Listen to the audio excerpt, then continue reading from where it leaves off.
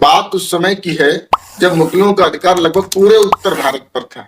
दक्षिण भारत के कुछ हिस्सों में उनका अधिकार था। वे चाहते थे कि पूरे भारत में शासन करें, इसलिए वे पूरे दक्षिण भारत में अपने साम्राज्य का विस्तार करने लगे। उसी समय 1630 में पूना विरासत के शिवनेरी किले में एक महान शासक का जन्म हुआ, जिसने न सिर्फ दक्षिण भारत में मुगलों के साम्राज्य के विस्तार को रोका, बल्कि एक महान मराठा साम्राज्य की स्थापना की। नमस्कार दोस्तों, स्वागत है आपका DK the knowledge break YouTube channel पर। आज हम बात करेंगे उस महान साम्राज्य की जिसने मुगलों के सत्ता को चुनौती दी और भारत के इतिहास में एक स्वर्णिम अध्याय लिखा, द मराठा साम्राज्य। कैसे हुआ इसका उदय, कैसे एक छोटे से राज्य से यह साम्राज्य लगभग पूरे भारत में फैला, कैसे शिवाजी ने इसका विस्तार किया, चलिए जानते हैं इस बारे में। पहले समझ लेते हैं कि क्यों मराठा साम्राज्य का उदय हुआ, क्या कारण थे इसके पीछे। देखो, वैसे तो कई कारण थे, लेकिन आज हम मुख्य 3 कारणों पर बात करते हैं। कारण नंबर 1, यादव वंश के बाद मराठाओं पर बहमनी सल्तनत का प्रभाव रहा और फिर आदिलशाही और निजामशाही का प्रभाव रहा। इतने लंबे समय तक दूसरे शासकों के प्रभाव रहने के बावजूद भी मराठाओं में हमेशा स्वतंत्रता की भावना बनी रही, क्योंकि मराठा जात के लोग योद्धा हुआ करते थे। इसलिए ये लोग अहमदनगर, बीजापुर और मुगल शासकों के लिए युद्ध लड़ा करते थे, लेकिन इसके बदले वहां से इन्हें कुछ खास नहीं मिलता था। इसलिए मराठाओं ने सोचा कि क्यों न हम खुद के लिए लड़ें और एक राज्य का निर्माण करें। कुछ समय बाद मराठाओं ने यही किया और शिवाजी के नेतृत्व में मराठा साम्राज्य की नींव डाली। दक्कन क्षेत्र में घने जंगल और ऊंचे पहाड़ थे, जिस वजह से शासकों को इस जगह पर नियंत्रण करना काफी चैलेंजिंग था। इसलिए यहाँ बार बार सत्ता बदलती रहती थी। बार बार सत्ता बदलने की वजह से उस क्षेत्र में अराजकता बनी रहती थी। यही परिस्थितियों ने जिन्होंने मराठाओं को स्वराज की स्थापना के लिए प्रोत्साहित किया। तीसरा कारण, मराठा लोग जो थे वो हिंदू और राष्ट्र प्रेमी थे और औरंगजेब कट्टर मुस्लिम था। मराठा और औरंगजेब की हिंदू विरोधी नीति और धार्मिक कट्टरता से अच्छी तरह से परिचित थे। वो ये जानते थे कि अगर मुगलों ने दक्कन क्षेत्र पर कब्जा कर लिया तो इससे हमारे धर्म और राष्ट्र दोनों को खतरा हो सकता है। इसलिए मराठाओं ने हिंदवी स्वराज की नींव डाली। आप सोच रहे होंगे कि हिंदवी स्वराज क्या है। तो हिंदवी स्वराज का मतलब होता है हिंदुओं द्वारा शासन। अब आते हैं अपने मेन टॉपिक पर और देखते हैं कि कैसे शिवाजी ने मराठा साम्राज्य की नींव डाली और इसका विस्तार किया। बात साल 1637 की है, जब छत्रपति शिवाजी महाराज को पूना की जागीर अपने पिता से विरासत में मिली थी। जब इनको पूना की जागीर मिली थी तब ये बहुत छोटे थे। कुछ दिनों तक ये दादाजी कोंडदेव के संरक्षण में पूना को संभालते रहे, लेकिन लगभग 1647 में दादाजी कोंडदेव की मृत्यु हो गई और शिवाजी ने उनकी जागीर का पूरा प्रभाव संभाल लिया। उन दिनों दक्कन क्षेत्र में मुगलों की इस्लामिक कट्टरता का बहुत विरोध हो रहा था।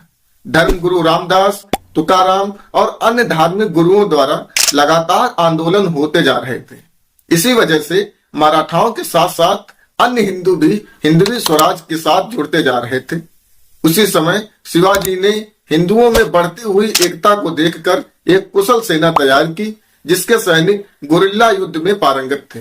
महज 16 साल की छोटी उम्र में ही उन्होंने बीजापुर के शासक से राजगढ़, तोरण और कोंडाना के पहाड़ी किलों पर कब्जा कर लिया। शिवाजी यही नहीं रुके, उन्होंने साल 1656 में मराठा सरदार चंद्रराव मोरे से जावली का किला जीत लिया। इस विजय के बाद वे मालवा क्षेत्र के निर्विवाद स्वामी बन गए। उधर शाहजहां के मरने के बाद मुगलों में उत्तराधिकार का युद्ध छिड़ गया और औरंगजेब दक्षिण भारत से उत्तर भारत की ओर चला गया। शिवाजी को अब इस क्षेत्र में अपने राज्य को बढ़ाने का अवसर मिल गया।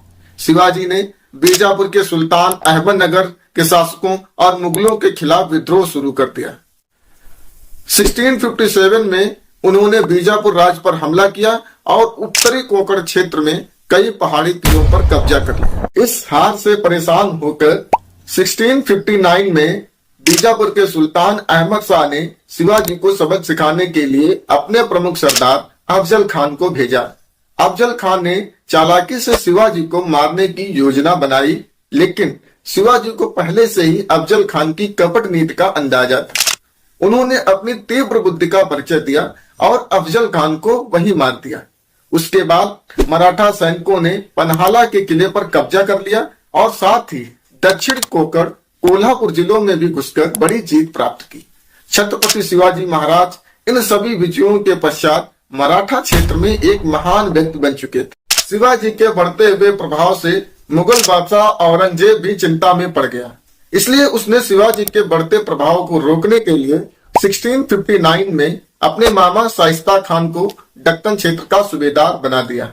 मराठाओं से बीजापुर के सुल्तान और मुगल दोनों परेशान हो चुके थे, इसलिए बीजापुर के सुल्तान और मुगल सूबेदार शाइस्ता खान ने मिलकर मराठाओं पर अटैक किया। उन्होंने मराठाओं से पूना, चाकन, कल्याण, यहाँ तक कि पूरा कोंकण प्रदेश जीत लिया। 4 साल बाद 1663 में श्री शिवाजी ने महज 400 सैनिकों के साथ बाराती के रूप में शाइस्ता खां के महल में प्रवेश किया। शिवाजी ने शाइस्ता खां के बेटे को मार दिया और शाइस्ता खां किसी तरह से जान बचाकर भाग गया। शिवाजी ने पुनः कोंकण प्रदेश पर कब्जा कर लिया। इस घटना ने औरंगजेब को हिला दिया। उसने मिर्जा राजा जयसिंह को शिवाजी का दमन करने के लिए भेजा। इस भयंकर युद्ध में हजारों मराठा सैनिक मारे गए और शिवाजी हार गए। शिवाजी ने 1665 में पुरंदर की संधि कर ली। इस संधि में शिवाजी को 35 में से 23 किले मुगलों को देने पड़े।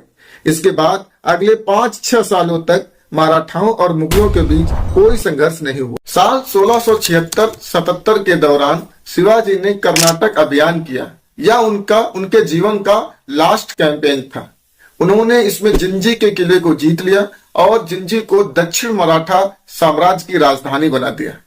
अप्रैल 1680 में तेज बुखार के कारण छत्रपति शिवाजी महाराज का देहावसान हो गया। बहुत बहुत धन्यवाद। आज की वीडियो में इतना ही। अगले वीडियो में हम बात करेंगे कि कैसे मराठा साम्राज्य का पतन हुआ। जय हिंद।